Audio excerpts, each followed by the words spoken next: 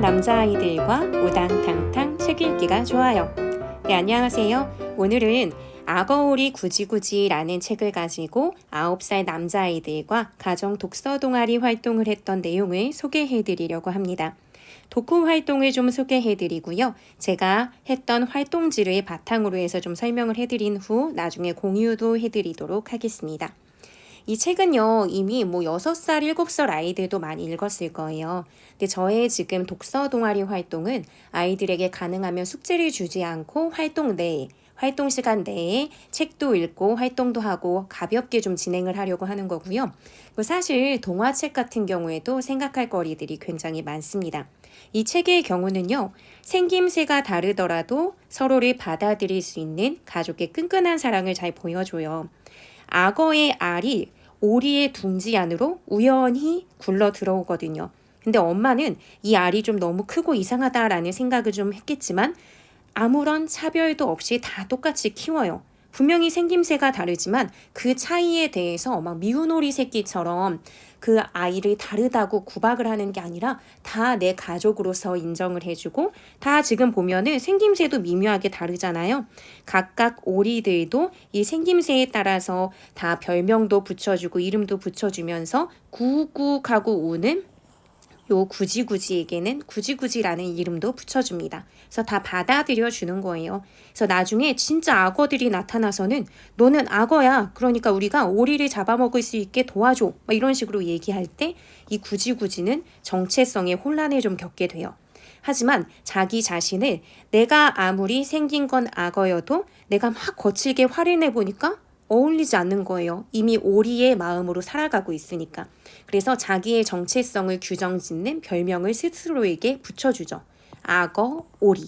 두 가지 모두 다 거부하거나 나는 왜 이렇지 하고 하는 게 아니라 자기 스스로를 받아들이는 성숙된 모습을 악어오리 구지구지가 보이고 있습니다. 어떻게 보면 더 큰 어른들도 읽었을 때 느낄 수 있는 바가 충분히 있는 책이에요. 그래서 이 책을 선정하게 됐고요. 전체적인 흐름으로는 소설의 발단, 전개, 위기, 절정, 결말의 구조가 이 악어오리 구지구지에도 굉장히 잘 나타나 있어요. 그래서 그런 구조도 중고등학교 수업처럼 학습하듯이 가르치는 건 아니지만 이렇게 자연스럽게 학습해보면 좋겠다, 익혀보면 좋겠다 해서 구조를 익혀보는 차원에서도 의미가 있을 것 같아서 선정을 했고요. 나중에 확장 지어보자면 각자의 서로 다른 특징을 놀림거리라든지 배척을 해야 되는 요인으로 생각하지 않고 각각의 특징을 이해하고 받아들여주는 차원에서 서로의 개성도 파악해서 별명을 붙여본다든지, 구지구지가 자기에게 악어오리라고 정체성을 드러내는 별명을 줬듯이 자기의 별명을 지어보는 활동, 이런 것까지 나아가 볼 수 있을 것 같아서 이 책을 선정하게 됐습니다. 그래서 일단 아이들이 모여서 시작할 때는 늘 그렇듯이 간식을 좀 먹으면서 5분 후에 시작할게, 이런 식으로 숨 돌릴 시간을 줘요. 그런 다음에 한 줄 글쓰기, 이거는 이전 영상에서도 보여드렸을 텐데 매번 출석 체크의 개념으로 나에게 있었던 일을 가볍게 적고 거기서 느꼈던 감정을 적어서 발표를 하고 그걸로 물꼬를 터서 같이 가볍게 좀 이미 아이스 브레이크 하기 그렇게 막 힘겨운 서로 낯선 상황은 아니지만 그래도 이렇게 뭔가를 시작하기 전에 가벼운 몸풀기 활동을 늘 똑같이 합니다. 그러고 나서 제가 책을 읽어주고 활동을 진행하는데요. 항상 위에는 제가 이렇게 자기 이름을 쓸 때 책의 내용과 관련 있는 타이틀로 붙여서 자기 이름을 쓰게 해줘요. 즉 여기서는 겉모습보다는 속마음을 볼 줄 아는 누구누구 하고 이름을 쓰게 하고 활동지를 같이 해나갑니다. 그래서 첫 번째 독후 활동은 아까도 말씀드렸듯이 발단, 전개, 위기, 절정, 결말에 따른 내용을 파악하게끔 했어요. 그래서 여기 보면 발단은 이야기를 시작하는 거고, 전개는 이야기를 펼치는 거고, 위기는 쉽게 알겠지만 아이들이 위험한 순간이 찾아오는 것, 절정은 갈등의 최고점을 보여주는 거고, 결말은 마무리가 되는 거야 라고 하면서 단계를 그냥 가볍게 소개를 해줘요. 그런 다음 그림을 여러 개의 아이들에게 이렇게 줬거든요. 이건 이제 각각 잘라서 제가 클립에 끼워서 이 그림들을 다 포개서 나눠주긴 했는데 이것들을 아이들이 이 중에서 여기 8개의 장면을 뽑았고요. 이 중에서 5개를 선정해서 각각 풀로 붙이는 거예요.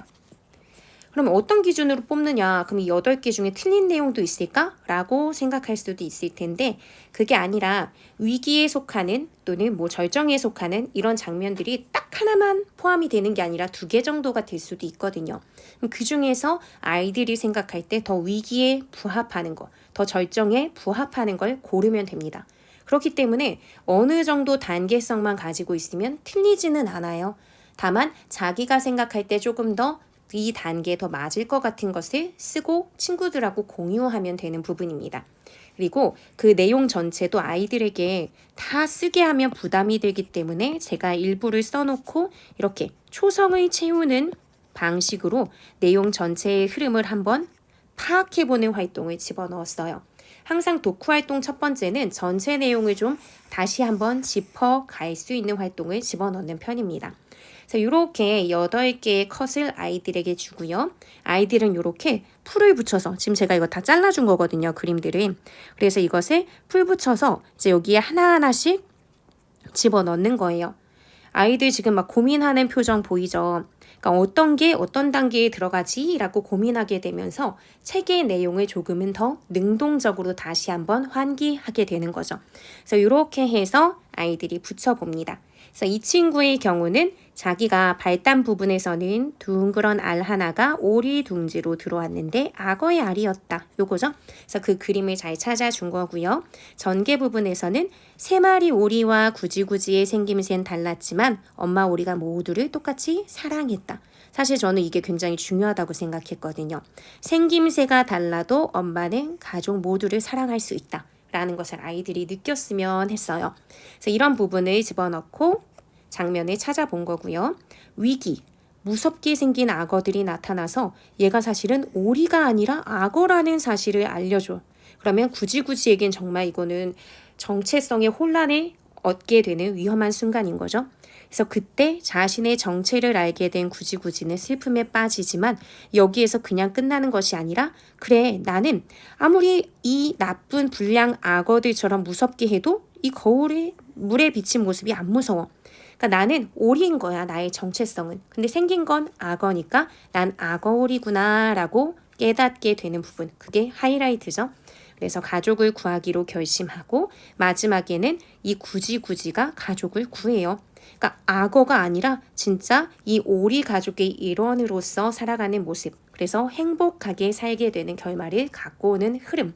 이것을 아이들이 자기가 직접 사진을 이 그림을 찾아서 붙이고 채우면서 한번 짚고 넘어갈 수 있게 첫 번째 활동을 진행을 했고요.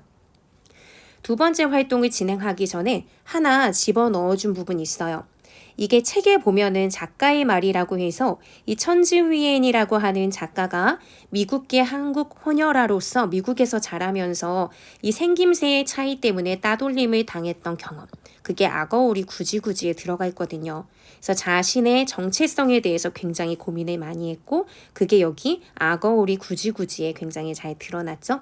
그래서 이 내용 자체는 일단은 동화책에서 쓰여져 있는 내용이니까 그래도 쉽게 풀어져 있는 내용이거든요. 그래서 이걸 한번 소리내어 읽으면서 어떤 인종 차별이라든지 아니면 지금 이제 다문화 사회가 이제 이루어지고 있으니까 학교 내에서도 그런 것들을 한 번쯤은 조금 따뜻하게 생각해 볼 수 있는 기회를 주려고 요걸 집어넣었습니다. 그러고 나서 두 번째 활동으로는 내용에 대해 이해를 좀 심화시키려고 질문 몇 개를 던졌어요. 그래서 요거는 수업하면서 제가 책을 읽어주면서도 주거니 받거니 대화를 했던 부분이기도 한데 한 번 더 짚어가면서 책의 내용을 조금 더 머릿속이나 아니면 마음속에 담아낼 수 있는 질문들을 던졌죠. 그러니까 구지구지는 악어일까? 오리일까? 아니면 악어오리일까? 이 부분은 친구들마다 생각이 다를 수는 있지만 전체를 다 읽은 친구들은 아마 요걸 택할 거예요.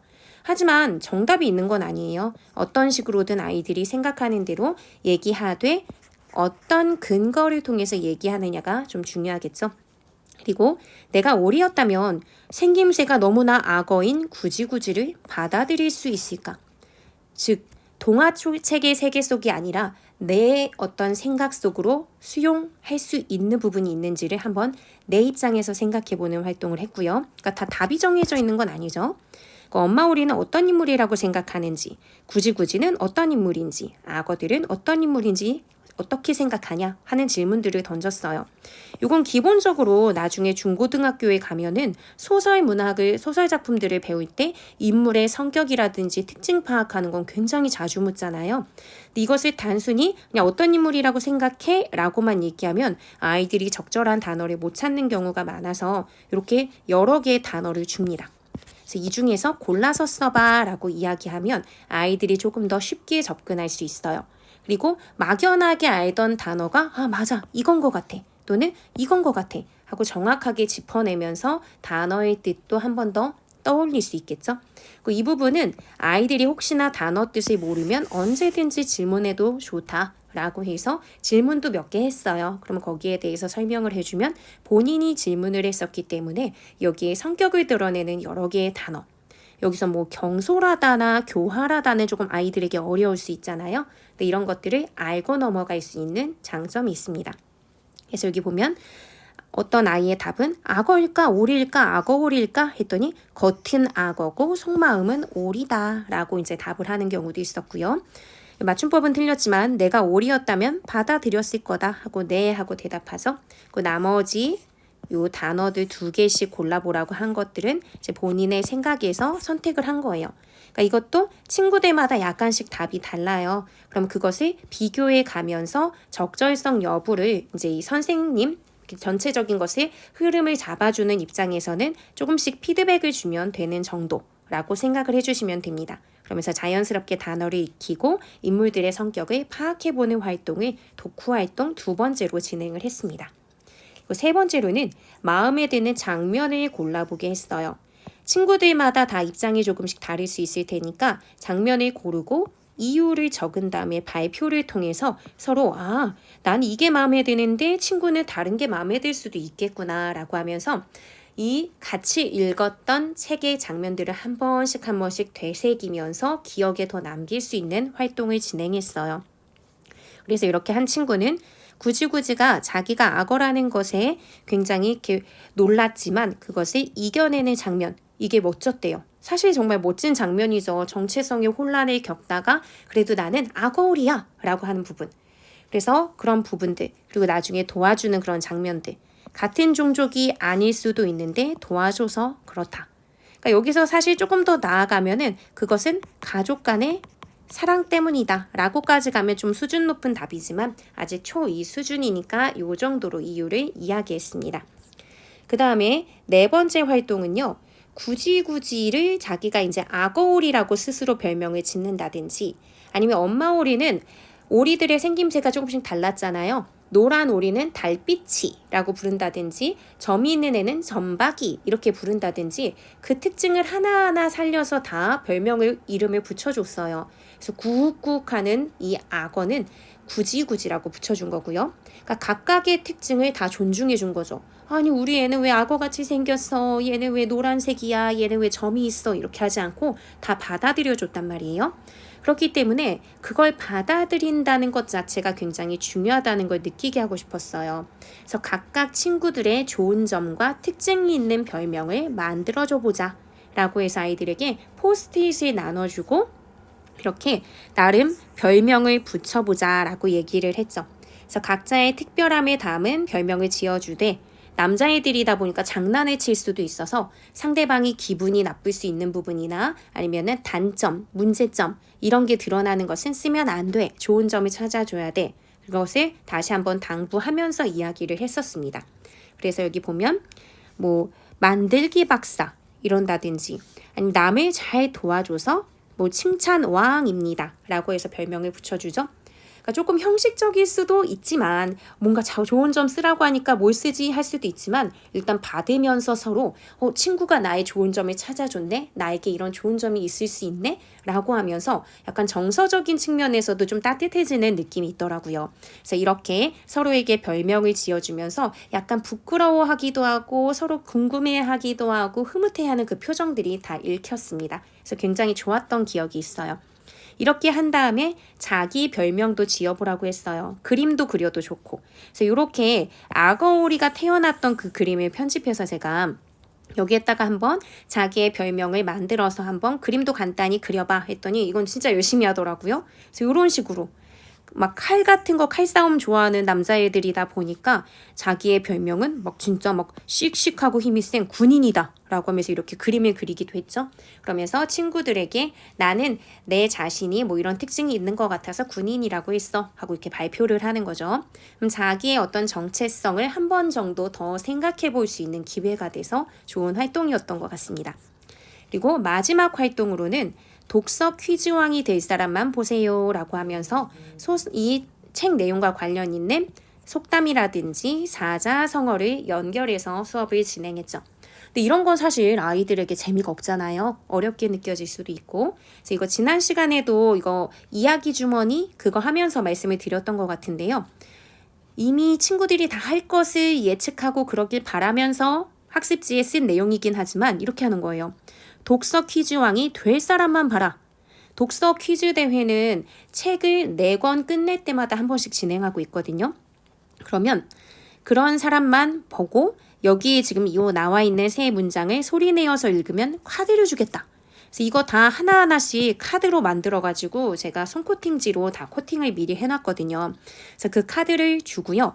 그리고 하나 더 플러스. 이 카드의 내용과 어울리는 장면을 책에서 찾아서 설명해주면 스티커도 하나 줍니다. 칭찬 스티커. 그래서 일부러 아이들 숫자와 똑같이 3개를 했어요. 다 돌아가면서 하나씩은 하게.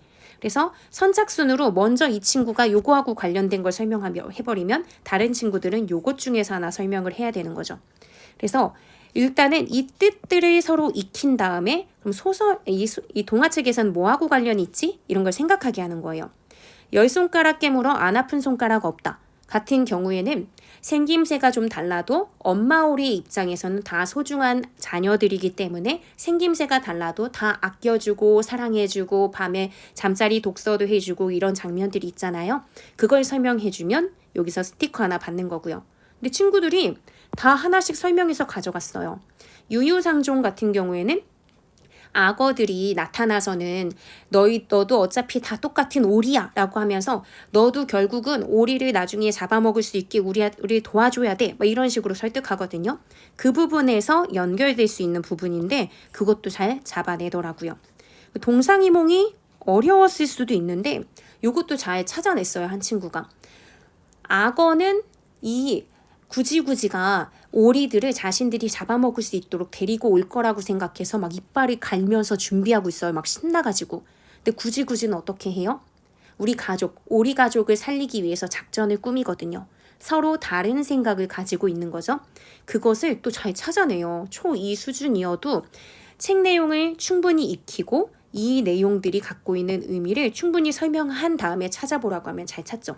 이런 류의 문제가 나중에 중고등학교 가서 소설에 관련된 사자성어나 관용어, 속담 이런 거 연결하는 문제 꼭 나오잖아요. 그러니까 지금 가볍게 연습해 보는 것. 근데 그것도 되게 학습처럼 하면 아이들이 좀 싫어할 수 있는데 이것도 뭐 학습의 냄새는 날 수 있지만 이거 다 하는 거 아니야. 그냥 하고 싶은 사람만 해. 독서 퀴즈왕 될 사람만 해. 이렇게 하니까 괜히 조금은 하고 싶은 거죠. 그래서 아이들이 열심히 참여해서 다 카드랑 스티커도 가지고 갔습니다. 네, 이렇게 해서 활동 전체를 진행했고요. 한번 마무리를 지어드리자면요. 이 책은 가족의 따뜻한 사랑, 생김새든 뭐든 다 필요 없고 부모는 자녀를 다 10손가락 깨물어 안 아픈 손가락 없는 것처럼 다 사랑하고 아낀다. 라는 것을 보여주는 것, 그 발단 전개, 위기 절정, 결말의 구조를 한 번씩 파악해보는 그 차원에서 선정을 해봤고요.